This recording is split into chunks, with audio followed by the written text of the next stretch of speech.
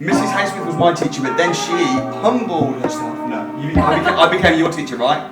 You became my teacher, yes. About improperty. Since then, you came to the crash course. Very first Crash course. Bought 4 houses. You've got full-time income from property. Yes, and I have to ask, why isn't this taught in schools? Great to have you on YouTube channel, and you've come all the way from Birmingham. The reason I wanted to get you on the channel, Debbie, or should I say Mrs. Haysmith? You can call me whatever you want. Okay, Mrs. Haysmith, is because you were my school teacher. I was, yes. You taught me maths, you taught me IT, you taught me to type. Yes, I did. And really got me started in life. You were one of the only school teachers that actually didn't think I was a complete, I don't know, whatever you want to call it. And I think my husband also taught you. He did. Yes. He did, taught me history. But honestly, really grateful to have you here. You've now since come out to the crash course. Yes, I've been on a few crash courses. But you came to the very first crash course I ever ran. I did, that's right. And let me become your teacher. Yes, that's correct. And have gone out and done crazy things. You've bought 4 houses. Yes, I have. HMOs, joint ventures, been to Africa with me, helped me dig wells in Uganda. Yeah, that was great. So I just needed awesome. I just needed to hear the story and find out like what's happening. Oh, well, yes, I can remember you when you were sort of knee-high to a grasshopper, Yeah. Sam, when you came to school with your brother and sister, and your lovely mum was a teaching assistant in my class. Yeah. And I saw you grow up with some ups and downs throughout your school life. Mostly ups or downs. Oh, I think it sort of evened itself out did it? towards Okay. the end. Yeah. And yes, I wouldn't say you were the star pupil, but was the opposite of star? Was I the? I was kind of a bit of a. How would you describe me at school? Well, English wasn't my subject area, Yeah. Sam. It was maths. Yeah. So then you started something called Training Kings. That was way later though, right? After I finished school. That was a long time after you finished school. Yeah. So there was a long gap when I had no contact really with you at all. No, but at school, I just have to put this out there. You used to basically, I remember you actually saying to the other pupils, you were like, one day, you guys will be saying, I used to go to school with him. That's what you said. Did I? Yeah. I don't remember that. You did. I can remember teaching you typing, and I think that's why... You also used to pray over me and prophesy over me. Yes. I can remember once in the typing suite, or the IT suite, you had been given the task of writing about a biblical character. Yeah. And you chose Samuel. Of course. And you did this, it was teaching about clip art, so you're putting clip art into some writing about Sam, and you did this enormous ear. Yeah.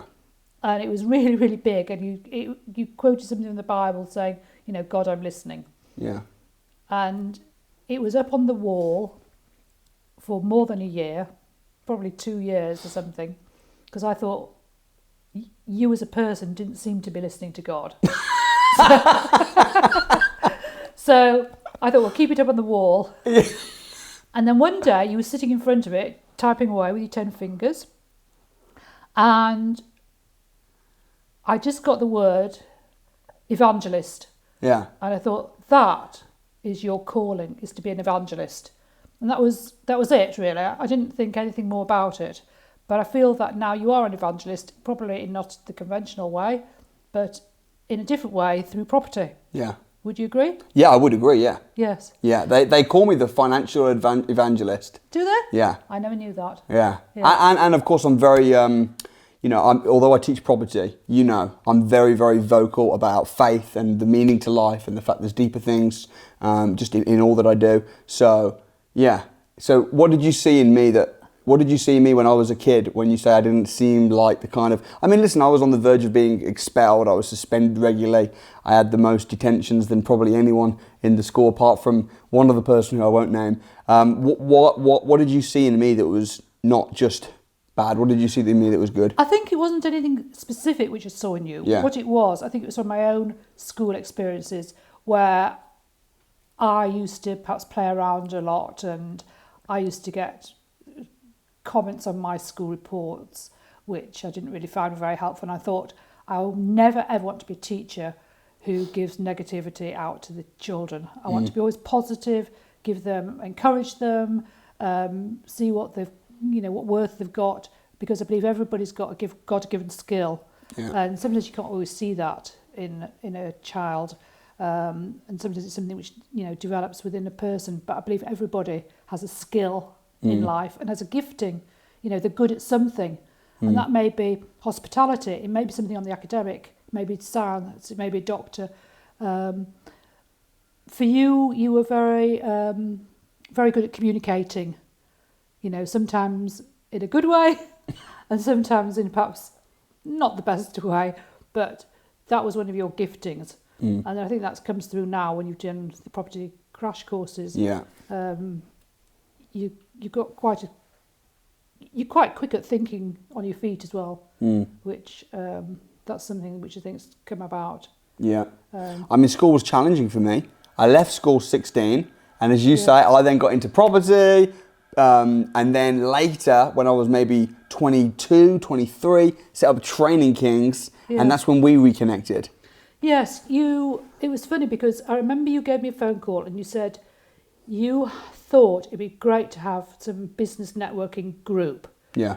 And I'd had the same sort of thought about having a business networking group just really for women. But because I used to be president of Women's Aglow, which is a Christian organisation in Birmingham. However, I did nothing with my thoughts, as it were. And then you told me that you'd actually decided to start this thing called Training Kings, which was for Christians in business. And you started having these meetings, which I started going to on a regular basis. Yeah. And ended up for a while hosting the Birmingham Training Kings. Yeah. Which was, it was really enjoyable. The only thing I didn't like about it was the early mornings. Yeah, it was early. I'm not a morning person. But it was good. There were some great people we met and, who we've kept in touch with. And that is where I feel that you started to develop as a person who was very outgoing and very confident, and the skills which God's obviously given you were being developed. Yeah, because prior to Training Kings, I was just doing property and business, but that was the first time that I opened it up and started teaching people. Yes, after I finished Bible college. Yes. So we started running Training Kings. You're one of the leaders. You then came out to Africa. Yes, I came out with my husband and your wife, Amanda, and there were a couple of other people who came out. And we went to bore a well, really, for children and a village. And it was very exciting to see the children we gave them cups for them to get the water in, and we saw the bore machine come and start boring. Yeah. And you were pretty helpful at rushing the builders along, and because it was actually the week after we left when the water came up, but we were there while the builders were on. They were digging. We hit a dry borehole to begin with. Yes. You went to Vic Falls. Was that your first time in Zambia, or was it your first time in Africa? It wasn't my first time in Africa. I went on Interrail and crossed over from Spain to Morocco when I was about 17. Yeah. So I'd been there for about one night. Okay. And then I'd gone when I was a student with Abigail, our daughter, to Tunisia. Yeah. My husband also came out to look after Abigail. That was when I was studying. We were both studying tourism business management then. And then, so it must have been my third time out in Africa. First time out of North Africa. Yes. It was the first time out of North Africa. Yes, and it was a great experience. I loved it. I really, really loved it. Yeah. So after that, you came to the very first, and this is one of the things I really appreciate about you. You were at the very first Training Kings event in January 2014. Yes. You were the very first one. I know because I made you give me a testimonial. Right, yes. You were at the very first Property Investors Crash Course I ever ran. Yes, and there were only a few people there. There was like 6-7 people. Yes. And you were sat with J.L. Spooner. Right. Who's now got £1 million property business. Really, I'll have to look at the video again. It's on YouTube. It's on YouTube. So you were the very first. So I really appreciate the fact that you've just been there at you were, the first, Training King's the first crash course. She came out to Africa with me before my charity was registered, just at the early stages of when we were doing the whole boreholes and wells and things like that, which is great. You came to the crash course. How was the Property Investors Crash Course? Well, I really enjoyed it. I thought it was absolutely fantastic. It was something I don't think I'd even thought about investing in property or even thinking about property really. But I just inherited some money from my mother who'd deceased, fairly recently, and so it was a way of thinking, what do I do with this money? Yeah. Because I'd never really had much money, so I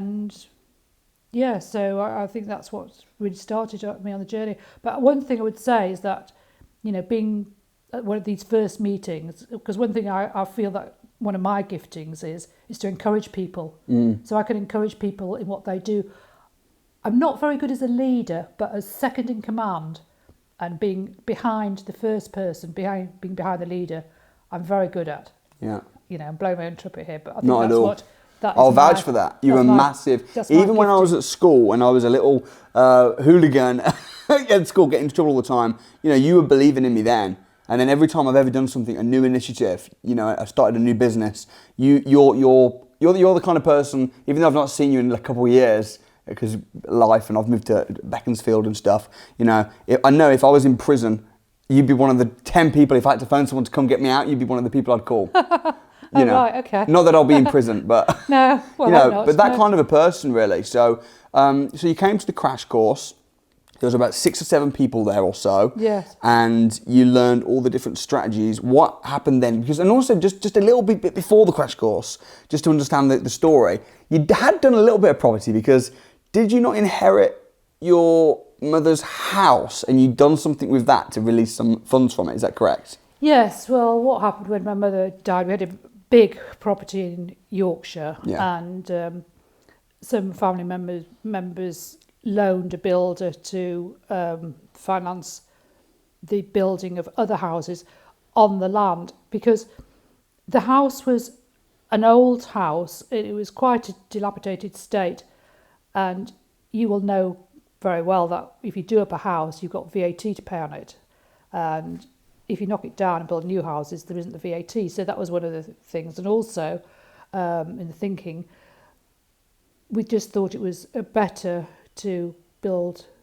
3 houses in the end on this land, knock down the old house and build 3, really good 5-bedroomed houses which were out in the country and, could be for professional people. And so that's what we did, and that's how we sold those on and, paid back the loan to the family member. And yes, and I kind of got you started. Yes, that got me started. And the first house was very interesting, because the one thing I think I got from the very first property course was buy at a reduced rate. Try and buy below what they're actually asking for. Mm-hmm. So I'd actually made an appointment to see a house in Bangor, North Wales, where my daughter, who was actually in your class at school, even though she's a different age, but the classes mixed quite a bit, didn't they? She was at university there, and I made an appointment to see a house with an estate agent, but that fell through because they wanted to change the timing of it, and it was on the day of our daughter's graduation. However, after the graduation, I was walking on the high street and just looking in some of the shops, and saw another estate agent, and it said, house which would make a great investment. And I thought, oh, investment, that was the word really, which sort of sprung out at me. So I went and inquired about this house, went to look at it, remembered what you'd said about, asking for a lower price. I didn't say anything at the time. I just looked around the house and saying, oh, I think this would be a great house for students, wouldn't you? And the lady I was speaking to had only been a student. She'd just left university over a year ago, so she didn't really know. She knew very little, and I knew nothing, really, hardly anything. And I went looking at the house, went home, and I thought, actually, it's a 2-bedroom house, but I could make it into 3-bedroom, and it's a good location. It's within walking distance of the station. It's within walking distance of the university, and I could perhaps get it, do it up as an HMO. Okay, how do you turn a sitting room into a bedroom? A sitting room into a bedroom. Well, this was downstairs. I just put a bed in it. Yes! Yeah. That's right. Yeah, what else do you do? So, and again, that was a legacy from my husband's parents, because they just passed on. So, there were new beds, all fireproof and everything. So that was sort of started me off. However, when I went home, I thought I'm going to put an offer in, which I did. What was it on the market for? It was on for, I think, 110,000. Yeah. And I offered at first, I thought I'd go really, what I thought was ridiculously low, to about 80,000. Yeah. And I got a phone call back saying, no, the vendor won't accept that. So, but he would accept 95,000. So I thought, well, 95 is less than 110, being a ex-maths teacher.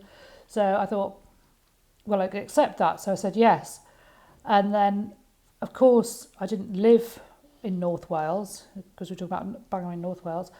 And I thought, I've got to find a builder. I've got to, what do I do next? And I didn't actually come back to you or ask you, what I should do. I just got in touch with the estate agent, said, a builder? And they referred me to a builder who was excellent, somebody called Carl Ryan. And he really did the whole house up, put in gas, put in, new walls, fire doors, smoke alarms, all this, central heating, double glazing, and really it didn't cost very much. Well, you're pretty good at getting things done cheap. Yes, I always believe you need to never pay full price for anything. How much was the full refurb? I reckon I didn't pay more than about 5,000. So all in, you're talking £100,000. Yes. And then you rented it out as a HMO. Yes, I was getting over £1,000 for that a month. And was that 3 students? And over £1,000 a month, was that profit, or is that? That was net. Wow, net profit. Yes. Okay, and you then refinanced the house. Yes. And how much did it get valued at? It got valued at 130,000. Oh yes. Yes. And then you pulled out all of your money, bar. Was it about 5 or 10 grand? Yes. You left in? Yeah, I left. So that's a BRR deal there. I left about 40,000 in or something like that. So you pushed the value up by £30,000. Yeah, it took about 90,000. But I took out it in 2 lots. Okay. I took out one lot to ensure that our only daughter had a fantastic wedding. I wanted to make a great day of that. So I believe she and her husband had a wonderful wedding. They'll tell me later. And then what about the other 45 grand? And then the other was to buy another house. And where was that? That's in Stockton-on-Tees. How much you pay for that house? That was 70,000. I put in 25,000 for that. And how much are you renting that one out for? Is that a HMO or a single let? That's a single let. There's a family with 3 children and a dog. And it's that's about $575 a month. So pretty good return on investment. Yes. And but in between times, I'd bought a couple of other houses. Yeah. That was very interesting. I don't know really quite how it happened in a way. I was collecting a car from my sister's house in Sheffield, and I got a phone call from some some estate agent, saying that there was a house that was to view. The phone call had come before that, saying there was a house I could view, which had tenants in, and it had been divided into 2 flats, and both the flats were tenanted. So I thought, well, I'm going up to Sheffield on such and such a day. I'll go and look at these 2 flats, which is upstairs and downstairs basically. Anyway, as I was driving up, they said the tenants weren't available for me to see the house. So I thought, oh well, no great deal. And then within minutes they'd rung again saying, we've got a couple of houses you may be interested in. Mm-hmm. So I thought, well, I'll go and see them. And I asked, as I was picking up this car from my sister, I said to her, would you be interested in, doing a joint venture with me. And she was like, oh, I don't want to get involved in property. So I went with her, though, to view the houses. And there was one which was a 2-bedroom, one was a 1-bedroom. And when we'd come away, they were both really nicely furnished. Well, not furnished, but nicely decorated. There was no furniture in either of them. She said, oh, I think I would like to share, do a joint venture with you on one of them. And so that's what we did. As a teacher, yes. Why don't they teach this in schools? Well, why don't they teach joint ventures and property investing and money? Well, I think they've got. The school curriculum now, I think, should be radically changed. I mean, if you ask me about it, I would write a completely new curriculum. I think a lot of it is just total waste of time. It doesn't actually give the children what they need in life, and I think that's what schooling should be about. It should be giving them the financial education. I think that's so important. It's like when we were blessed. We were in a school where I was able to, for example, teach people to type with 10 fingers. Yeah. Because why go to school and learn to write with a pencil when it was the day when people were typing? Yeah. And I can say that I've had people from ex-pupils who actually, one girl worked in Lloyd's and she was given some award for her typing skills. And it was really only because she was taught to type with 10 fingers. A lot of things like typing are not taught in school. It's a fundamental thing. Yeah. I mean, now maybe not so much, but you should be able to use a mobile phone with, maybe, I don't know, both your thumbs. I mean, a lot of children can, but I don't know how to use a mobile phone most effectively. Yeah, no, that's true. When people come, when people come for a job interview with me and my business, we care about things like how fast they can type. Yes. I could type fast because you taught me. We care about things like how well they can communicate. Yes. We care about things like how well they can manage money, depending on, of course, what the job is. But a lot of the stuff you learn in school, it's to pass an exam. Yes. To then be able to show, oh, I got an A. Yes. But actually, when I'm interviewing people, I don't care if they got an A. No. I didn't get any A's. Yeah. I got B top. Yeah. So I'm interested in their skills, not their qualifications. Yes, yes. And I agree. I think that the whole curriculum is looking at, as you know, you've helped me with my Africa work. We are, we went, last time I was in Uganda last year, we negotiated with the Ugandan government to build a school. Oh, that's and I said, look, I'll pay for the school. Yes. I'll pay for the school. We'll build the school Yes. as long as you let me come in and teach money. Oh, yes. And as long as I can be a little bit involved in the curriculum, even if it's extra curriculum. Yes, yes. Because I think it's just basic. Why teach kids how to get good grades to get a job to then get money? Yes. Why not just teach them about money and skip a lot of the other stuff? Yes. And how to also generate residual income, which will just come in whether you're working or not. You know, just sleeping. So. Things like property is great for that. Well, that's what you've got now from property. Oh, yes. I mean, I was made redundant. Yeah. So, now I can live off my rental income. Yeah. I have to live off my rental income, and that is my income, because, believe it or not, I'm not old enough to be a pension because they keep changing the age. I should have been retired, but they changed the age. Yeah. Then they put it up another year, and then another year, and then another year, and then another year, and then another year. So they put it up. Yeah. And I still haven't reached that age. Yeah. So I'm not up to the pensionable age. My daughter's just been told her pensionable age is going to be when she's 75. Well, who wants to be working as whatever, doctor, nurse, cleaner, whatever, to the age of 75? Some jobs you can't physically really do when you, that age. That's crazy. So what would you have done when you were made redundant if you didn't have your rental income? Well, I suppose the first thing I'd have done I would have signed on, gone on what is now universal credit. Yeah. And I may have applied for some teaching jobs, but then I may, because of the competition, I may not have got a job, and I may just then have resigned myself to, I'll have to be on universal credit for the next, 10 years or whatever. And you just go down, a spiral hole, because there's nothing to really motivate you or to, But, so this having property is, really... It's been great. And I love it. I love it. You love being a property investor? Yeah, I love it. And, I want to help other people invest in property. So if there's anybody out there who wants some help, but the thing is, though, you want to help other people and encourage people. Yes. Because that's your heart. That's what you're about. Yes. You're about doing it, but also, I mean, right now you're also working with, you've got a little venture going on in Birmingham. Yes. Tell me about that. Well, I suppose when I was getting the property and everything, and I had extra time, I decided to get an allotment.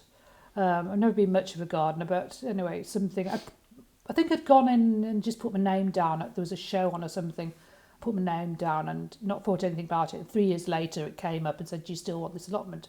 So I decided I would have an allotment, and I met a lady there who had a property which she'd rented out very successfully for 20 years, and then she'd rented it out, had died, and then his son took it over, and it had got in a bit of a state. He moved out, and then it was she saw a builder doing some work on a house next door to this property, and I think she wanted something like a drain pipe put in, so he put in a drain pipe for her, and then he said he could do it at the property. But basically, he just filled it with all his rubbish and lots of stuff, which I think he probably took to car boot sales, and it was just full of absolute junk. And she told me about this, and I didn't really think about it from a property sense or a business sense or anything like that. But one day she said, "Do you want to come and see my property?" So I said, "Yes, I would." And when I saw it, I was absolutely horrified, because the state of the house, the floorboards were up, there were wires here, there and everywhere, there was plaster off the walls. I mean, the plasterboard, this person had tried to build a shower, but the plasterboard was put on back to front, so you couldn't even have plastered a plasterboard. Wow. So I just told you've got to you've got to move this person out, and I'll get you a proper builder in, and that's what I've done. He was like a squatter. Yes. He wasn't actually living there. It was a squatter of all his things. So he was pretending to be a builder. Yeah. But he was just had his junk there. He didn't seem to know really. Oh my goodness. And this lady as well, how old was she? She's 74. So she's 74, owns this house. 75 next month. She's getting a builder to come out. The builder's really just using it to store his junk, leading her up the garden path, not doing anything. No. And then this poor lady reaches out to you. Yeah. And now what's happening? Well, she didn't. When I say she reached out to me, she just, I think she knew I had property, and she thought she'd show me the property. I don't think she was expecting me to actually do anything, but I couldn't let her go on in her life having a house, which I did some research, and I felt the value of it in the present condition would at an auction would probably go for 40,000. Yeah.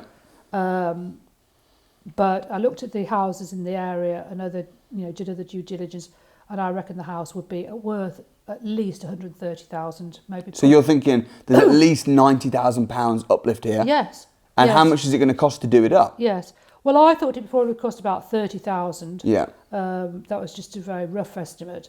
And I got a couple of quotes from builders, and one of them showed me the properties he'd done up already, and I was very impressed with the standard of his work. Yeah. And that sort of swung me towards one particular builder. And the cost is just going to be just under 50,000. Okay. But that is it's a completely new shower unit, couple of toilets, bathroom, kitchen, three bedrooms, a lounge, the garden, all this. So it's got to be taken right back to the walls. Yeah. So it's a complete refit, all the windows. But then I remember saying to you, my suggestion would be you project manage it and then go 50-50 on the uplift. Yes. But you were like, you know what, I just want to do this as a favour. So you're basically you are charging a small amount. Yeah. But you're doing that just because you want to help this lady, right? Well, I was just doing it really just to help her. I wasn't even asking for anything. And then she said, I'd like to pay something. So I didn't really know what to say because I'd never done anything specifically like this before. Anyway, she offered me some certain amount of money that she would give me as a gift, really. Yeah. Which I was happy to accept. Yeah. Because do you think in business to get, because you're a good negotiator, you're good at getting things well done. I remember telling you at the crash course, if you're not embarrassed about the price, it's too high. Yes. So always offer low.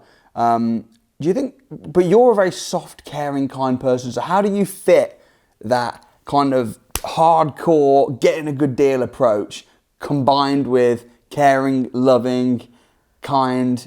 Do the two go hand in hand or not?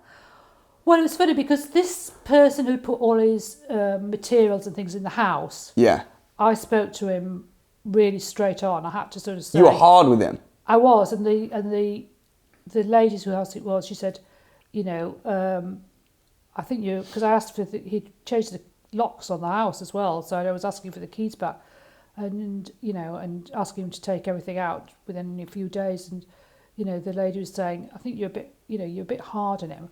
And I said, you've got to be cruel to be kind. Yeah. So sometimes, it needs somebody to be a straight talker. Yeah. And, I come from Yorkshire where they talk straight, Yeah. So, I can be very straight. Some people sometimes take that the wrong way.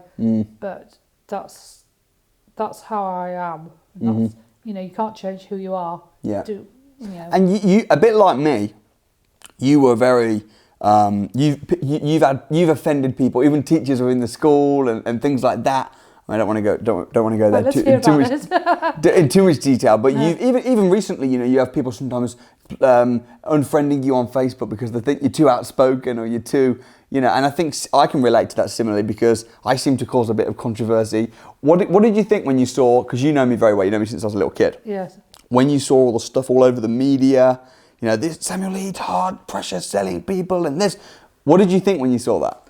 Well, one of the things I've learnt in life is that bad publicity is also publicity and it's free publicity.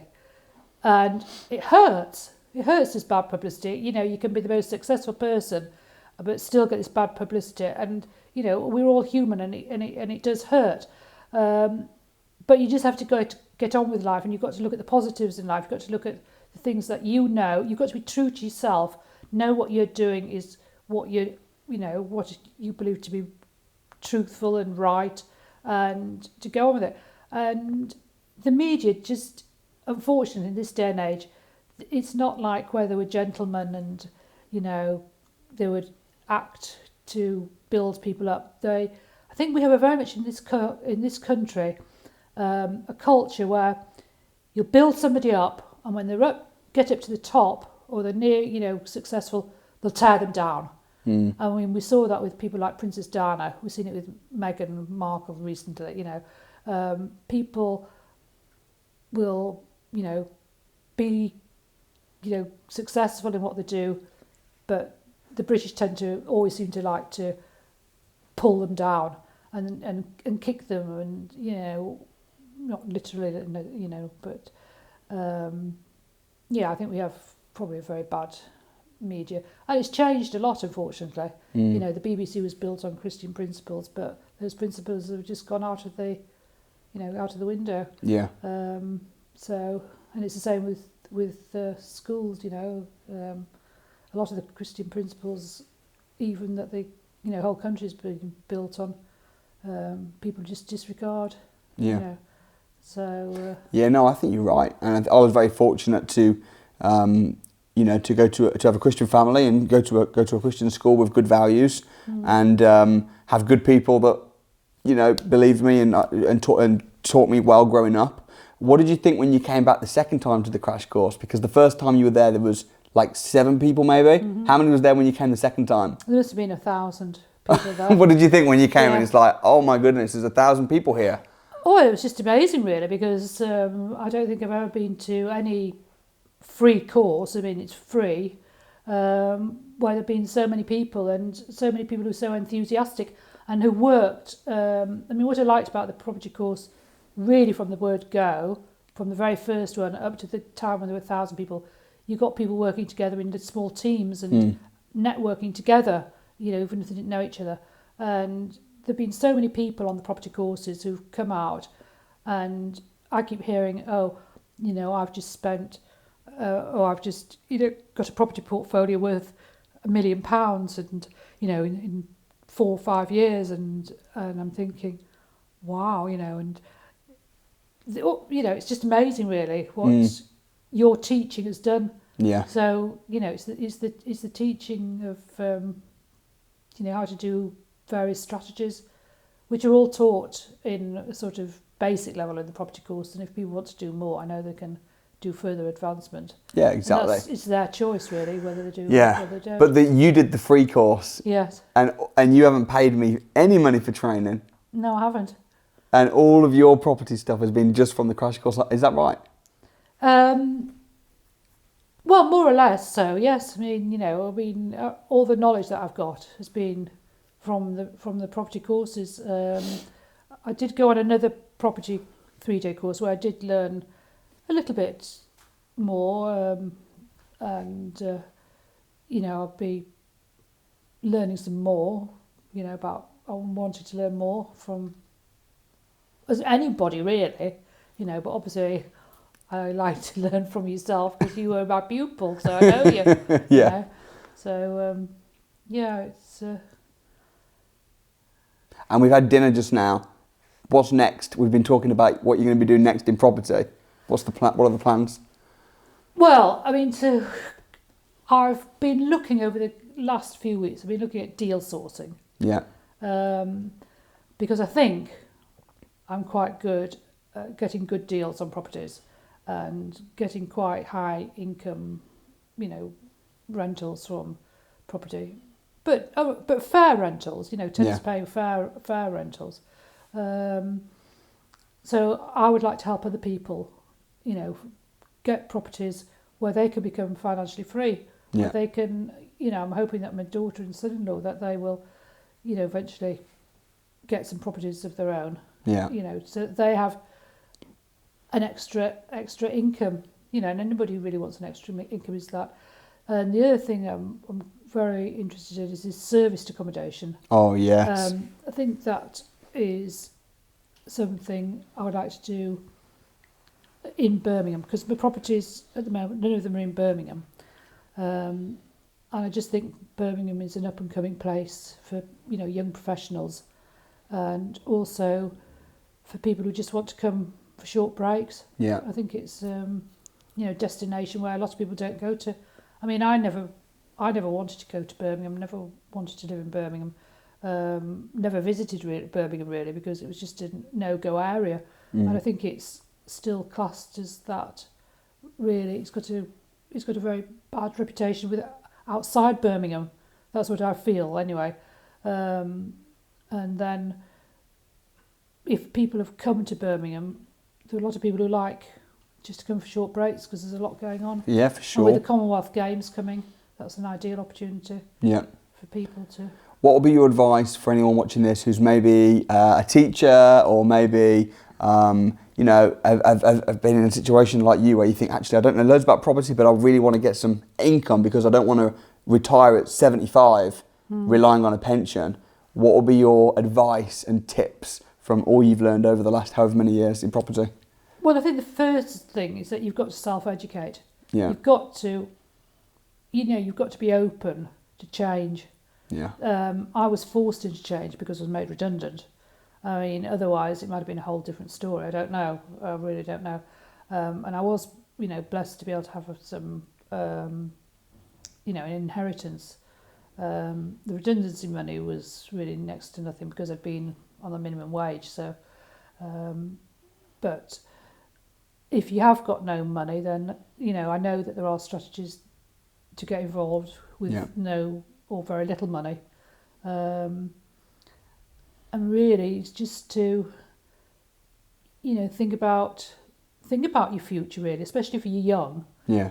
You know, where are you going to get that money from if your pension age is 75? And even though you might be paying to a pension now, a company pension, is it going to pay out? Because a lot of company pensions haven't been paying out as they should. Yeah. Some people are having to, you know, live like paupers really Yeah. in their old age. So I think having residual income, it doesn't necessarily have to be from property, but I think property can be one of the ways that you can get residual income. Yeah, and also even if you inherit some money, Yes. if you inherit some money, but then you live off it, it's Yeah. going to shrink and turn to nothing. Oh, absolutely. But if you Yeah. invest it into something Yes. that's going to give you an income, Yes. then it's forever then. Yes. I mean, especially now, you know, if I put that money in the bank, what's the interest? 0.1% or something. Yeah. And I mean, my income is, you know, I can get returns of 10% plus, you know, which... And on top of it, you've got an appreciating asset. Oh, absolutely. So you've got bricks and mortar, which is probably Yes. going to go up in value Yes. because there's only limited, whereas Yes. cash, they're printing it. And Yes. it's giving you rent, which you Yes. can live off. Yes. So yes. it's a complete no-brainer. Yeah, no, it's a win-win situation.